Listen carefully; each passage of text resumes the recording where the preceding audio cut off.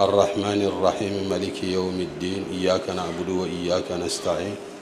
اهدنا الصراط المستقيم الصراط الذين أنعمت عليهم غير المغضوب عليهم ولا الضالين ربنا آتنا في الدنيا حسنة وفي الآخرة حسنة وقنا عذاب النار اللهم أنزل علينا في هذه الساعة من خيرك وبركاتك كما أنزلته على أوليائك وخصصت به أحبائك وأذقنا برد عفوك وحلاوة معرفتك وانشر علينا رحمتك التي وسعت كل شيء وارزقنا منك محبة وقبولا وتوبة نصوحا وإجابة ومغفرة وعافية تؤم الحاضرين والغائبين الأحياء والميتين برحمتك يا أرحم الراحمين يا رب العالمين اللهم لا سهل إلا ما جعلته سهلا وأنت تجعل الحزن إذا شئت سهلا اللهم صل على سيدنا محمد الفاتح لما أغلق والخاتم لما سبق ناصر الحق بالحق والهادي إلى صراطك المستقيم وعلى آله حق قدره ومقدار العظيم صلاة تفتح لنا بها أبواب الخير والرضا والتيسير وتغلق بها أبواب الشر والسخط والتأسير إن الله وملائكته يصلون على النبي يا أيها الذين آمنوا صلوا عليه وسلموا تسليما صلى الله تعالى عليه وعلى آله وصحبه وسلم تسليما سبحان ربك رب العزة عما يصفون وسلام على المرسلين والحمد لله رب العالمين. bu ngeen ñëwee indil ñu ay livres gratuitement lii ñun parents d'élèves yi ngeen ko defal beneen def bi mooy c'est pas une première moi je vous suis la dem je vous suis de près peut-être le seul regret mooy li ngeen fi mujj a def dafa coïncider ak suñu benn gàmmu présenté wu ma woon ça m'a vraiment choqué parce que bu ma sañoon kuy def lu baax boo gestoo da nga ci gis waa daara te li ngeen di def am na ñu leen ko njëkk a man gën leen ko man jiitu leen ci àdduna man ko defuñ ko yéen ngeen ñëw di nekk ay xale yu ndaw yàlla xiir leen ci ngeen di jàppale seeni mbokk kon ku ngeen woo même ku ngeen woowul bu ko déggee dafa war a ñëw kon man du ma wax Idi mais dama lay wax yéen mouvement bi yëpp en tout cas ñun parents d'élèves yi jàpp leen ni ci sama tur ñi ngi leen di ñaanal bu baax a baax yéen a xam li ngeen bëgg yàlla na leen ko yàlla defal yaatal leen seen mouvement bi parce que lu ni mel bu fekkee da nga ñëw si béréb di fi def lu musul am wala lépp loo fay def da nga koy def pour loo xam ne pour sa intérêt crypto personnel je crois que aujourd'hui li ma daan jooy man damay wax bu ñuy waxtaan léeg-léeg ma ne man samay rongañ fer na parce que suñuy xale màgg nañ aujourd'hui nous avons des cadres reconnus au niveau national lépp lu nit ñi mën ngeen ko vous avez le niveau vous avez les relations vous avez aussi des parents qui vous accompagnent kon man su ma wax ci yéen mooy ñaanal leen di leen xamal ne man de lépp lu ngeen xewle man Lamine Ndiaye li ma wax nag man la engagé lépp lu ngeen xewle ak fu mën di doon bu ngeen ma wooyee dinaa sol suma dàll ñëw parce que lii dama ko musul gis te man je suis autonome kuy def lu baax ci Jolof man ngay dimbale kuy def lu baax ci Jolof ñëpp la war a jàppale en tout cas man je serai derrière vous je vous suis de très près lépp lu ngeen di def maa ngi koy gis ci internet bi di ko apprécier mais vous êtes des exemples on avait une jeunesse très passive on avait des cadres politiques aujourd'hui nous avons des cadres déterminés pour le développement de la localité loolu dañ ko war a sant yàlla en tout cas jàpp leen ne ñun APE bi au nom de l'APE du lycée ex-CM1 que je dirige on est très content te yemuñu ci lii on va vous lancer encore d'autres appels parce que ñun suñu école dafa am ay jafe-jafe yu méttee parce que pour nga accessibilité école bi rek c'était problème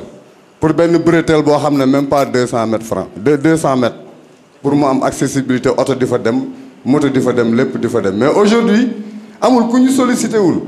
amul ci presse laay wax amul président de la république ba ci suuf pour benn bretelle 200 mètres francs 200 mètres pour am accessibilité école lycée ex-CM1 bale mënuñ ko am yéen vous avez des relations am ngeen ay yéene il faut bu ñëwee fii ñu jottali leen ko lu ngeen si mën aussi vraiment ngeen def ci ay jéego yàlla nag mooy mottali yàlla na ko yàlla mottali. nit mënta am lu gën sa deret say rak say doom nga def ci ñoom xam-xam def ci ñoom lu leen di permettre ëllëg ñu yor réew mi loolu nit mënta def lu dàq loolu nit mën def lu dàq former ses enfants tes fils tes neveux des enfants pour ëllëg yor réew mi donc ñu leen di sant yéen ñëpp di leen gërëm di leen ñaan yàlla la fa leen cat ñu wax ne ñun de bëgg nañ la ma laaj tantôt suñu gone màgg nañ ci guerre lañ nekkoon depuis bientôt plus d'un quart de siècle pour que daara dem ca kaw actuellement jël ngeen volant bi yàlla na yàlla jàppale. En tout cas sachez que de jour de nuit qu'il pleuve ou qu'il tonne nous sommes dans le mouvement pour l'émergence de Jolof, pour l'ascension de Daara vers des statuts administratifs hauts pour le meilleur devenir de notre commune. Donc sur ce, je vous apporte les remerciements encore une fois de l'Institut de la formation Linguère. Donc l'éducation est la pièce maîtresse de toute œuvre de développement. Je pense que sur ce, vous avez axé donc votre discours sur cela. Je pense que ce discours-là ne va pas rentrer dans l'oreille d'un sourd. Je pense que dégg nañ li nga wax, xam nañ également li nga wax, et on va faire tout pour intérioriser ce discours-là. Donc quand on parle également de l'éducation, mënuma sans pour autant citer mon ancien maître qui m'a façonné. Je peux dire que je lui dois beaucoup. Il m'a beaucoup façonné. Moom ma defar. Donc mënuma jàll sans pour autant le remercier. Ici, je vous remercie beaucoup, M. Ali Sala, et je sais que vous avez façonné beaucoup de jeunes dans ce Dara-là. Vous êtes une référence aujourd'hui pour tout le Jolof. C'est une action qu'on salue à sa juste valeur. Parce que je pense que penser au préscolaire, c'est quelque chose à saluer. Comme le dit l'adage Wolof, tabax bala deuguer birk bi ci souf mo bax. Donc penser à la maternelle, c'est quelque chose à saluer. Nous remercions tout le monde, nous remercions aussi l'initiateur, nous remercions aussi l'autre là, Idi, parce que vraiment, le jour qu'on l'a rencontré, il nous avait promis de faire quelque chose. Il l'a fait, mais je pense qu'il nous manque beaucoup de choses actuellement au niveau du préscolaire. Le préscolaire est laissé à lui-même. On ne bénéficie présentement ni des dotations de la mairie. Cette année, surtout au niveau de l'administration aussi, on n'a reçu aucun appui. Donc, seules les bonnes volontés nous aident. Donc, nous nous adressons ici solennellement pour que vraiment vous nous preniez en compte, surtout pour les infrastructures. Presque 3 des 5 structures qui sont ici, qui se trouvent à Dara sont en location. Il n'y a pas assez d'enseignants, seules les assistantes assurent certaines sections et sont pris en charge à partir des cotisations des enfants. Donc vraiment, nous vous adressons aussi cette doléance, si c'est possible, faire tant que peu tout ce qui est possible au niveau du matériel.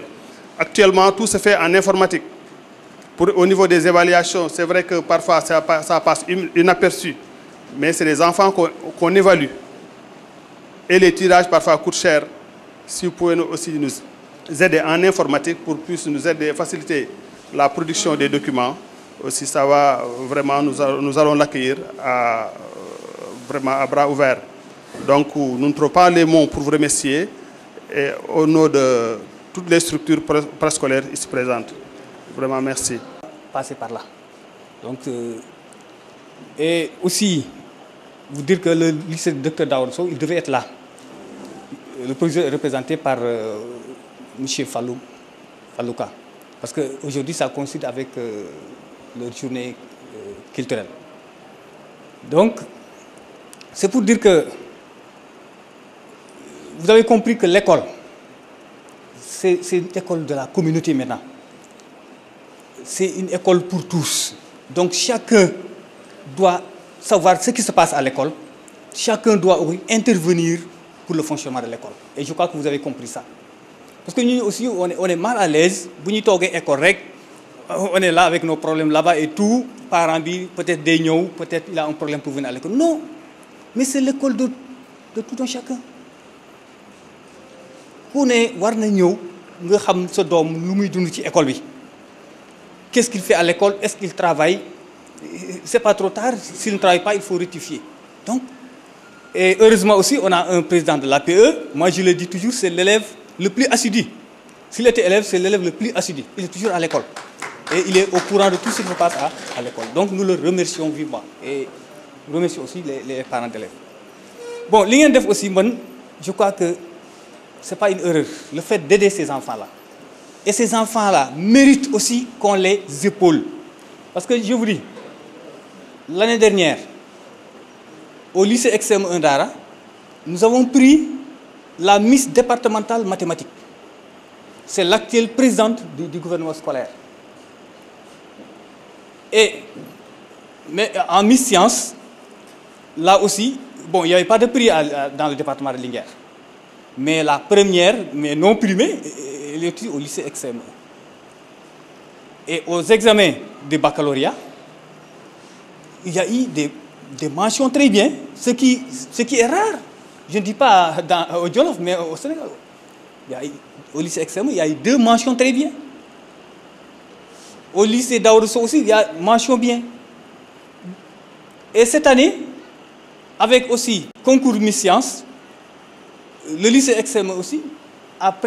nous avons obtenu la Miss départementale des sciences. C'est l'élève Fatou Diaw. Et nous comptons aussi, cette année, au bac aussi, de ne pas faire moins que l'année dernière. C'est pour dire simplement que vos jeunes frères qui sont là à l'école, c'est des braves élèves, c'est des élèves très intelligents. Et quand vous venez, vous les épauler, vous les renforcer, vous les aider, je crois que ça va les stimuler davantage. Et il faut continuer sur cette lancée-là. Et donc vraiment, nous sommes très contents de cette collaboration, très contents aussi de cette aide-là. Parce que donner de l'argent, peut-être c'est important, mais c'est moins important que donner le savoir. On ne peut pas avoir le savoir sans livre. Quand on vous donne un livre, on vous a donné le savoir. Donc je crois que c'est un geste très important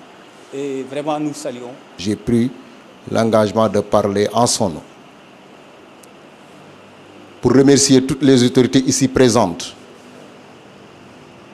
Remercier aussi le mouvement qui a pris cette initiative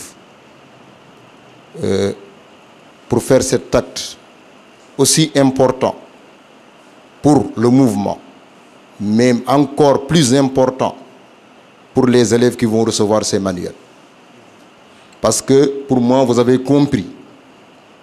que l'éducation a pour mission de persuader chaque enfant qu'il constitue une source d'idées plus riche qu'il ne le croit et de lui permettre de ressentir la joie inhérente à la création de l'esprit, comme le disait Jérôme Kaga. Et vraiment, je ne trouve pas les mots, parce que c'est avec une grande fierté de voir mon ancien élève être maître de cérémonie.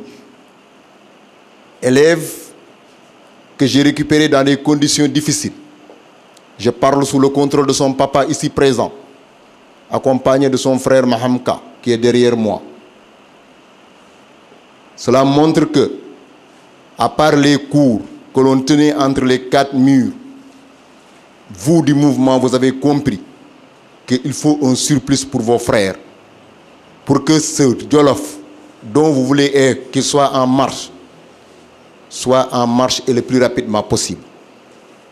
Et pour ce, il faut passer par un palier important qui est l'éducation. Et je ne peux terminer sans pour autant rappeler ce dicton que j'ai l'habitude d'appeler, pour dire que, comme le disait l'autre, il n'y a pas de destin forclos. Il n'y a que des responsabilités désertées. Et chaque génération doit, dans une relative opacité, découvrir sa mission, l'accomplir ou la trahir. Il y a des générations qui vont découvrir leur mission, mais qui trahissent leur mission. Vous, en tout cas du DEM, vous êtes en train de découvrir votre mission. Et vous êtes en train, en tout cas sur la bonne voie pour l'accomplir. Et je vous encourage, au nom du lycée Dr Daourosso,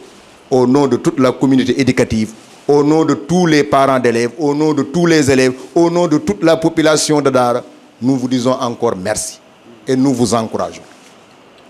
Et s'il y a peut-être quelque chose qui manque, c'est parce qu'on m'a pris au dépourvu. Mais je voudrais vraiment dire plus que ces mots-là. Encore une fois, merci, merci, merci. Alhamdulillah Rabbil Alamin. Empêche à la parole la puissance qu'elle devrait. C'est à ces moments-là que je me trouve je vous dis tout simplement merci. Vous êtes mon maître, je n'ai rien à ajouter par rapport à ce que vous avez dit. Donc je vais donner maintenant la parole à M. Djeriba, directeur national de l'exploitation de la SDE. Monsieur le chef d'établissement, monsieur le coordonnateur du DEM, chers grands frères, tous en vos noms, surnoms parfois, parce qu'il y a des surnoms aussi, parce que et en vos qualités respectives, maa ngi leen di nuyu ak suñu rakk yi aussi ak suñu jarbaay yi yéen ñëpp ñu ngi leen di nuyu ku ci nekk di la wàcce sa wàccuwaay di nuyu suñu sëriñ Souleymane Sow am mbégte lool ci fekk ko fi mu wett li ñu ci lii ñu ngi sant yàlla ci bokk ci cérémonie bi boo xam ne soo ko nattee ci suñu jamono ak fi nit ñi toll wala fu ñu yaakaar ne fa la ñu toll dafa tumarank ñi ngi delloo nit ñi ci ay téere ku nekk téye sa portable quelque part dégg ngeen ah oui maintenant tout est sur internet li nekk ci téere yi nekkul ci internet ça c'est pour les jeunes téere balaa ñu koy publier dañ koy jaarale ci ay anam dañ koy seggaat ko corriger ko ba du sax am faute valider idées yu ci nekk ay jury taxaw ay nit ñu mag ay kàngam préfacé ko soo leen gisee téere bu nekk am na préface ki ko préfacé daanaka moo ko tamponné lii nii xam-xam bu wér la mu engagé ci personnel donc téere internet ak seen portable ndaw yi mënu koo wecce bu leen kenn nax boobu ñi indi portable jël léegi bépp xeetu connaissance dugal ci dañ leen di nax léeg-léeg ngeen gis ci dans internet un livre qui a été trafiqué parce que kenn soxlaatul validation pour publier sur internet donc ci gàttal bu leen bàyyi lii njàng moom téere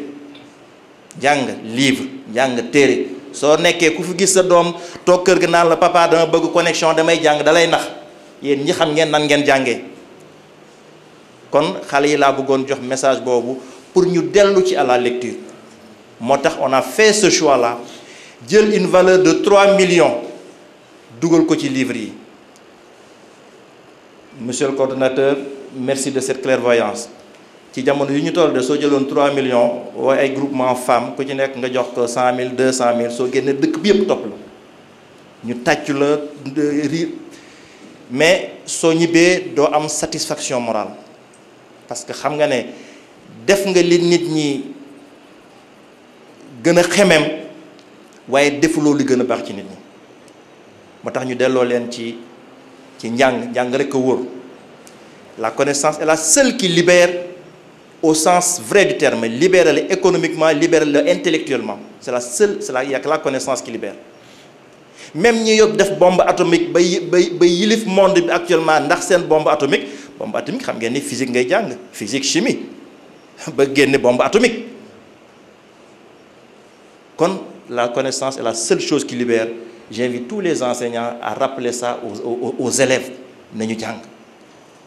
ne mbooloo mi li ko waral mooy dem te dem mënul dem sans Idrissa Samb sama fierté la fierté daara gépp sama loxo la jaar bokk naa ci ñi ko jàngal kon nag bu jàngee bay tari ma teew damay bëgg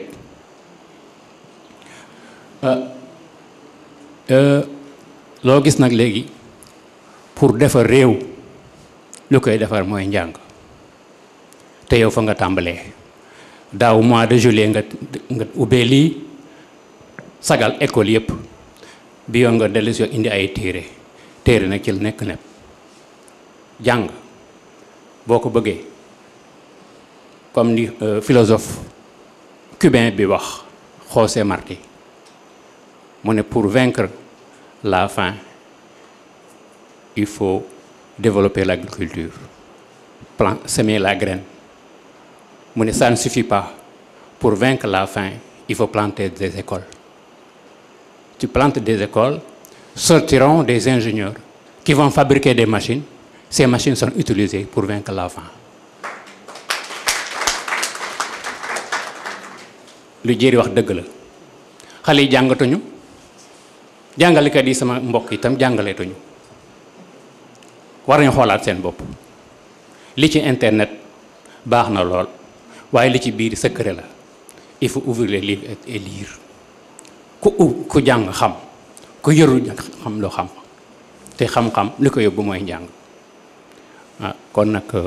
maa ngi leen di gërëm di leen ñaanal te bu demee boo ñëwee fekk mu dem yow dootoo dem kon ne dem leen ñu dem bismillah.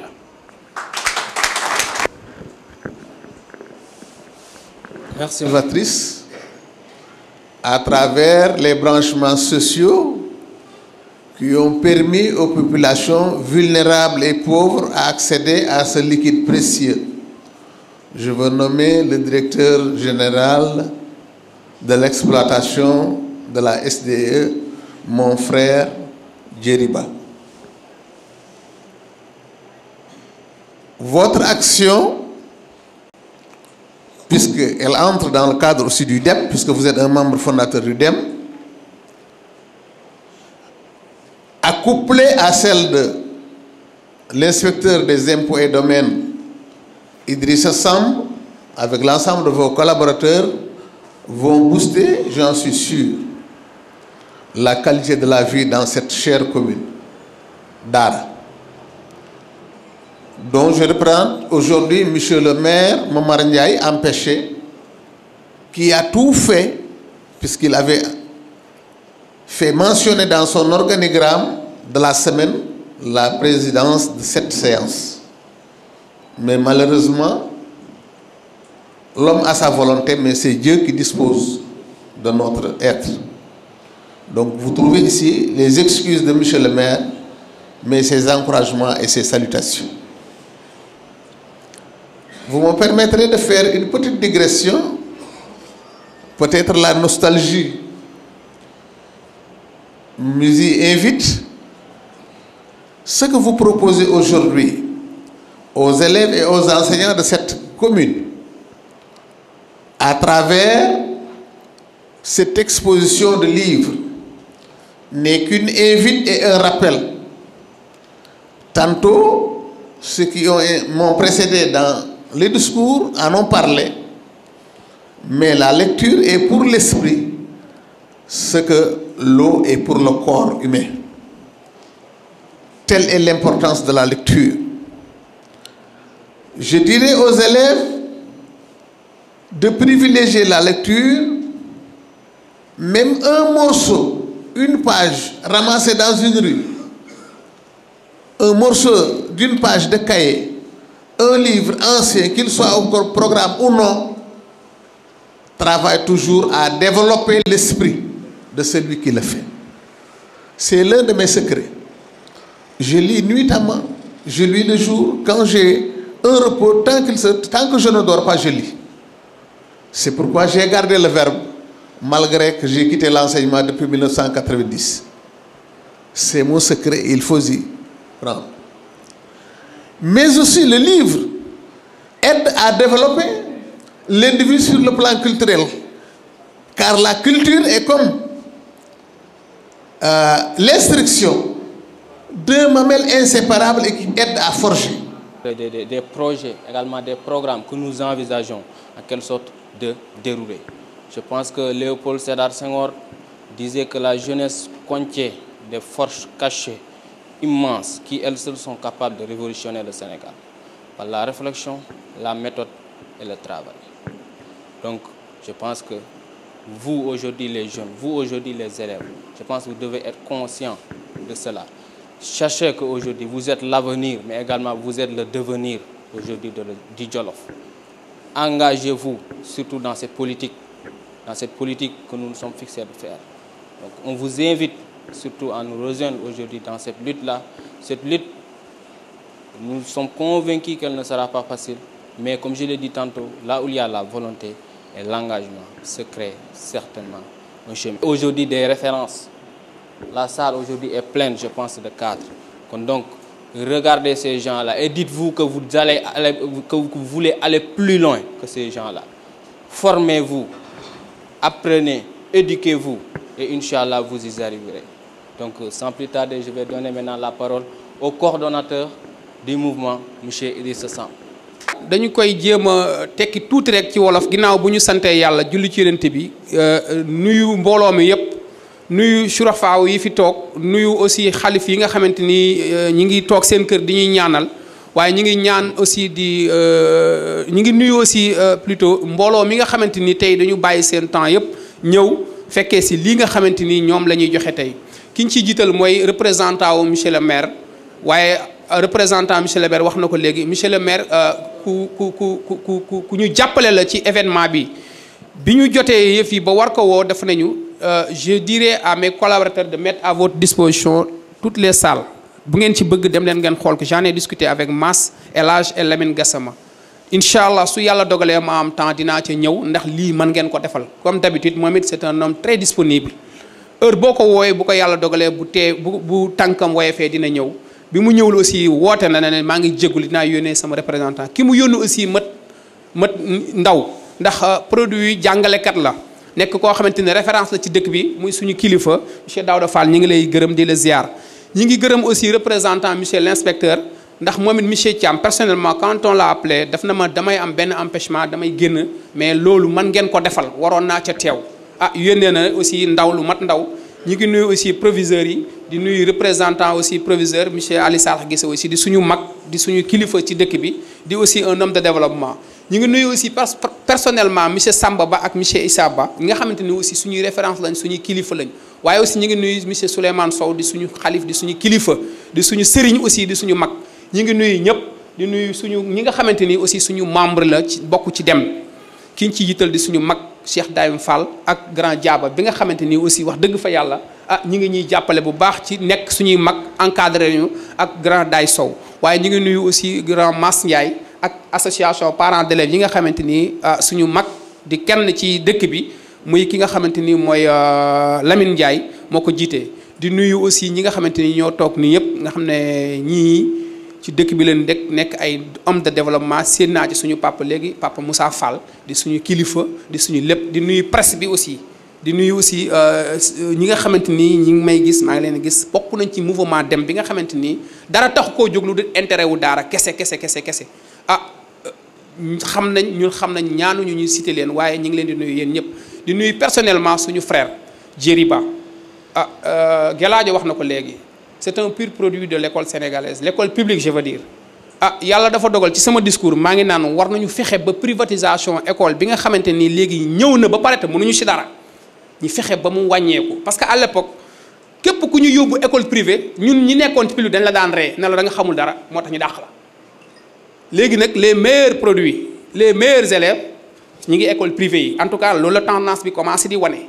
à l'exception de quelques écoles yi nga xamante ni ba léegi ñi ngi bañ waaye loolu nag ñun ñoo koy bañ ni ñu koy bañee mooy fexe ba suñu enseignants yi ak suñu professeurs yi nga xam ne ñooy former suñuy doom pouvoir public yi aussi fexe ba jàppale leen ba seen xel dal ndax xel bu dalut doo mën a joxe li sa xel te ñoom ñoo ñuy jox ndax lépp lu ñu am tey je le dis fièrement yàlla ak suñuy jàngalekat yi nga xamante ni ñoo ñu formé ki ma ci mën a wax nii di sama sëriñ ma di ko sagoo fu ma toll muy monsieur Samba Ba mi am na moroom te monsieur Samba Ba mi ni mu mel am na ay rakkam yoo xam ne ñi ngi fii mel nañ ko waaye peut-être jamono ja muy jàngale moom na mu mënoon ak la vie aussi n'était pas très cher li ñu naan inflation jamono ji la mu daan am comme salaire lam ca mu doon faj jamono ji ñëpp xam nañ ne 100 000 francs na ma bal la mu daan faj ay années 85 90 400 000 mënatu koo faj ndax prix quadruplé nañ looloo tax enseignants yi di suñuy mag di suñuy rak ak suñuy jigéen li ñuy laaj aussi c'est normal kon nguur gi aussi na leen ci jàppale waaye damay wax ne mouvement dem lii commencement la dañu nekk ci yoon ni ko suñu kilifa waxee train la train nag am na fu muy toll day dem bu demee ku ko raté da ngay xaaraat peut-être ba mu wàññeekuwaat nga xaar ko ca gaar ba kon loolu maa ngi ciy woo suñu kilifa yi di woo suma rakk di soo woo sama mag yi di woo jigéen ñëpp ñi ñëw jàppale ñi ndax ñun li ñu bëgg a def mooy une politique autrement mooy am na lu ñu fi fekk ay la yeween bonuj ndax mënoo ñëw ci dëkk ne dara baaxu fi déedéet ca suñuy papa Sidi Gisé jaar ci papa Ali Salax jaar ci suñu mag papa Alioune Sarr ba ci suñu mag Maawa Ndiaye ñi non dëkk bi nag wax dëgg yàlla am nay loxo yu ko téye waaye ay xale yu ndaw yoo xamante ni dëkk nañ ci dëkk bi gis am loo xamante ni xam nañ ne peut-être ay failles la ndax aucune œuvre humaine comment dire amul benn œuvre humaine boo xamante ni parfait na yàlla rek moom moo mat kon ñoom ñi ngi def ñun tamit ñu ne ñëw ne lii tool la Jolof tool la waar wi Jolof dem am na ci waar keneen am na ci waar nañu bayandoo suñu paree ku ci nekk sa tool dina set kon nañu politique ki nekk gauche ki nekk droite ki nekk A ki nekk B du tere ñu nekk ay doomu ndey ndax su fekkee Samba day politique Idrissa di politique ñun ñaar ñi saagante te ñu ne intérêt wu daara moo ñu tax a jóg am na ku ciy nax sa morom ay la yéwén Samba mën na politiqueal daara Idrissa di politiqueal daara ne maa la dàq defara ñun ñëpp pour defara tax ñu jóg kon jarul saaga jarul xuloo jarul xaste en tout cas su ci amee kenn ku koy def rek am na koy nax sa morom am na koy nax waa daara loolu nag peut-être waa daara danañ xam lan la en tout cas ñun ni ñu bëgg a politique wax naa ko ci suñu discours ba mooy une politique autrement par des actes ñi ngi ñaan yàlla ak moyens yu ñu am mu ndaw mu néew lii gëm naa ne barewul waaye c'est un acte hautement symbolique boo xamante ni doomu daara yii ñoo ko def ñoo ko indi fii mënoon nañ ko jël dugal ko feneen financer des femmes woo la presse mais loolu femmes yi soit après nañ wax ne ñoo leen fay mais lii mooy l'éducation investir ci xale tey man lu ma mënti nekk njàng moo ma ko jox école publique moo ma ko jox te gëm naa ne li ma nekk ci man mu ndaw li jéeri ba mii nekk nga xam ne c'est une fierté pour le Sénégal je dirais une fierté pour le Sénégal donc nekk su yàlla suturaal ni mu nekk suñu doom nekk doomu Jolof ak yeneen yoo xam ne ñu ngi salle bi mënu ma leen a tudd loolu li ko waral mooy dañoo jàng te koo ci gis je le disais hier ci benn réunion bu ma demoon koo gis mu réussir ci éducation yi rek école publique génnee te il est issu certainement d'une famille très démunie très modeste en tout cas moi j'en fais partie kii di sama kilifa naawu ko neex waaye yàgg nañu maa dàq nag ci ñàkk inscrire sama mag ji Omar Samb toog yàgg na ko seede góor gi yàlla mëneewu ko woon boppam ba parfois briques yi ne woon ci kër ga sax comme école bi amul woon clôture dañ daan jël en nature 10 briques wala 15 joxe ko muy valeur 1000 francs jamono yooyu de 1000 francs tëwoon na ko pour mu cotiser kon ñun tey bu ñu demee ba war a bokk ci système bi yàlla ak njàng moo ñu ko may loolu nag su ma koy wax sama rakk yi laay waxal je l'ai dit hier le Yes We Can de Barack Obama war na mën a nekk si ñun kenn ku ci nekk ci ñun di doomu Jolof la Yes We Can googu mu waxoon ba nekk nit ku ñuul ku ñu déporté jëlee la Afrique yóbbu la États-Unis yow nga rêvé ne dama bëgg a nekk le président des États les plus comment dire puissants du monde mu am kon war ngeen mën a nekk na moi je veux être un djiriba pourquoi pas un directeur national même pourquoi pas un président de la République ne rêvez même pas pour nekk un inspecteur des impôts parce que vous pouvez rêver plus lan mooy koy waral jàng kon sama rakk yi sama jarbaat yi maa ngi leen di ñaanal di leen góorgóorluloo ngeen gën a jàng parce que dafa am sama kilifa goo xamante ni dafa am baat bu ma mosoon a wax muy oustaz Mouhamadou Lamine Mbaye ne ma jàng leen jàng yàggut ñàkk jàng moo yàgg ndax man tey ji coono bu ma mosoon a am ci jàng de fàtte naa sax ne mës naa sonn ci jàng loolu kon ñàkkoon a jàng ki jàngul nag ba léegi mi ngi réccu ñi ma ci xam bari na ñoo xamante ni ñoo jàngandoo fii booy de yéen ñun nangam man de maa ngi ci marché bi man de maa ngi ci nangam waaye nag nii la mënoon demee parce que da ngeen a bëggoon jàng ñoom bañu woon a jàng malheureusement dafa amoon influence yi fi nekkoon yoo xamante mi ngi fi parce que xawoon na gàtt am na trajet yi gënoon a gàtt yoo mën a jaar pour am tuuti weccet mais ñun aussi ñu takk suñu ceinture rek góorgóorlu ku ci nekk aussi le destin moom moo ne woon foofu la sa jàng di yem duñu ko bañ te xam ne aussi ñoom it loolu la yàlla dogal ku ci ne yaa ngay góorgóorlu waaye man dama bëgg gone yi daara bokk ci ñi nga xamante ni ëllëg ay salamata baay yi fi amoon daaw dafa war a amaat comme ni ko le proviseur waxee te loolu fierté wu Sénégal lay doon fierté du doomu Jolof lay doon parce que nu ñu gën a mën a jàngee rek suñu réew gën a développé mais suñu dëkk aussi ndax ñëpp xamoon nañ ne daara boo ko daan tudd à l'époque rek ñu ne ay kookoo ngeen ay commerçant ngeen ay sàmmkat ay baykat léegi nag yàlla dogal na nag tendance bi nag inversé wu na nag université boo fa demee étudiant jolof yi mais lu mu bëri les 3/5 waa daara la te yaa critère boo fa gis rek loo fa soxla am na fa cadre boo fa soxla ma nga fa kon man gëm naa ne grenier booba nekk foofa tey te maire aussi jàppale leen je le disais tout à l'heure subvention bi génn na ndax comme ñun dañ daan nekk di ko wax ci réseaux sociaux yi di ko kaas ay la yéwén monsieur le maire m'a dit que la mairie a débloqué une enveloppe financière de 3 500 000 pour les élèves pour les étudiants aussi loolu lu jara sargal la aussi il faut ñu rafetlu ko ndax comme dañoo nekkoon di ko wax ci presse bi ak seen Facebook bi di critiquer comme def na loolu aussi en tout cas ci sama tur ñi ngi gërëm ñun jeune daara yëpp ñi ngi gërëm la mairie di wax ne aussi bu déwénee na ko teel a génne jàppale suñu doom ya nekk université ndax ay jéeri ba lañ ay daay sow lañ ay gelaajo ba lañ ay jaaba ba lañ ay njuk kobar lañ ay abdou samb lañ ay samba salaal lañ ay samba ba lañ kon nag ñooñu ëllëg suñu paree ba war a ñëwaat fii aussi du ñu jëriñ kenn ku dul Jolof du ñu jëriñ kenn ku dul daara kon wax dëgg yàlla am kàddu yooyu daal la ñu ne woon nañu ko yëkkati rek di ñaan ngeen ñaanal dem ndax dem de dafa fas yéene du ma ne weer wu ne ndax mënu ma diggee waaye bëgg naa ne heure bu ñu waree yëngatu danañ ñëw indi ay actes yoo xam ne danañ ko indi pour dëkk bi yëpp ku ci nekk gis sa bopp secteur bu ci nekk nag ñi ngi lay bàyyi xel daanu dajul suuf waaye dañoo bëgg encore politique autrement ñun nee naa ku ñuy xaar ci ñi seet si la jox la enveloppe financière de 100 wala 200 000 xaddil ndax duñ ko def mënuñu ko d'abord suñu ko mënoon aussi duñu ko def parce que loolu am na ñu ko daax te am na ñu ko def aussi pour man gisuñu ci njariñ loolu soo ko amee fexeel ba jëndee ko benn produit benn action boo xamante ni ku ci gisul sa bopp sa mbokk dégg ci boppam gis ci sa boppam loolu moo gën a sakkan ngeel baan njàq wasalaam. Je pense que le discours a été enrichissant. li ma bëggoon yokk rek mooy ñun newuñ ci politique boobu noonu calomnie la politique de la tey je pense que ngeen gis acte yi nii ngeen gis je pense œuvre yi nii te discours yi fi génn yëpp je pense que discours yëpp si logique boobu loolu je pense que lay inscrire te éthique je pense morale mooy indi développement comme disait Keba Mbaye dans sa leçon inaugurale dafa ne woon l'éthique devrait être adoptée par nos pays comme la mesure de toute chose car accompagnant le travail il est la condition sine qua non de la paix sociale, de l'harmonie nationale, de la solidarité et du développement. Donc je pense que sans plus tarder, maintenant on va aller à la cérémonie, c'est-à-dire à la remise en quelque sorte de quelques manuels. Donc on appelle notre père Cheikh Daïka. Dem,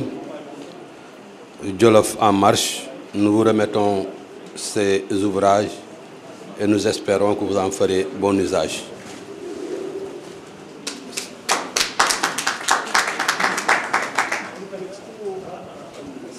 kon ñuy sant yàlla ci jotaay bi di ñaan yàlla action yi yàlla gën ko yaatal ba lépp lu ngeen mën ren ngeen mën année yi topp lu ko ëpp ndax action bu noble la yàlla dimbal leen ci kon ñu ngi leen di jox livre yi ci turu Dem di ñaan yàlla mu doon ubbee ci bépp élève boo xam ne mi ngi seen lycée ndax lépp jëriñu commune bi la yàlla may leen ci ndam. Au nom du mouvement Dem, nous vous remettons ces ouvrages pour l'école préscolaire. Merci. Merci, je pense qu'on arrive maintenant. Conscient du rôle que l'acte 3 de la décentralisation a attribué aux collectivités locales dans l'éducation, nous avons le plaisir de vous soutenir dans cette mission importante en vous remettant ce lot de livres pour les lycées de Dara, même si par ailleurs nous savons que le conseil départemental fait partie aussi des acteurs de l'éducation au niveau local. Donc c'est avec plaisir que nous vous remettons ces livres-là. Merci beaucoup. Nous arrivons à may nañu ñu tàmbali ko ci bismillahir rahmanir rahim àggale ko ci alhamdulillahi rabbil alamin ñaan yàlla na barkeel jotaay bi yàlla na doon jotaay jaamu yàlla su ko doonee rek ñun ñëpp ñu jëriñu am nañ ci yaakaar yàlla def ko su ko defee kon ginnaaw dañu jox kàddu pour ñu ñaan nañu bokk ñun ñëpp ñu sant yàlla ci suñu xol def ñetti astaghfirullah jàng fatiha salatu ala nabi ñaan yàlla mu gërëmal ñu jotaay bi inshallah astaghfirullah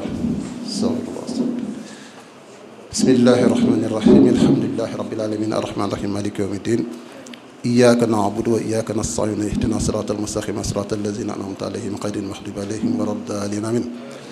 اللهم صل وسلم على سيدنا محمد النبي الكامل الفاتح صادق الامين جميل اسرار ما استاخ الله من العلوم فاخر في الامام المبين بعين اليقين واحلام الترتيب والتبيين ومد من حضره ربه بجميع الاسرار هدى وتمكين وبشرفه وكرمه شهد جميع النبيين والمرسلين والملائكه والشهداء والصالحين ناصر الحق بالحق الرؤوف الرحيم الهادي الى صراط المستقيم صراط الذين أنعمت عليهم غير المغضوب عليهم ولا الضالين آمين خذ بدائرة الوجود والجلال والجمال ومفتاح أسرار الخيوب وحسنة عين الكمال وهو نور الساده والسر المكنون والصلاة الكاملة والسلام التام على أخيه جبريل المطوف بالنور وجميع آله وأصحابه بعدد بسط باسط وبسط أنبسات مكونات وكون تكويني وبعدد السر الذي أودته يا الله في أحرف ألف لام ميم صاد ألف لام ميم را كاف يا عين صاد تاسين خاميم خاف نون صلاة كاملة وسلاما تاما لا نهاية لهما في ملك العظيم كما لا نهاية لكمالك وملكك وعلمك يا سميع يا سريع استخلي بالإجابة يا مجيب يا عليم سلام قولا من رب الرحيم سلام قولا من رب الرحيم سلام قولا من رب الرحيم سبحان ربك رب العزة عما يصفون والسلام على المرسلين والحمد لله رب العالمين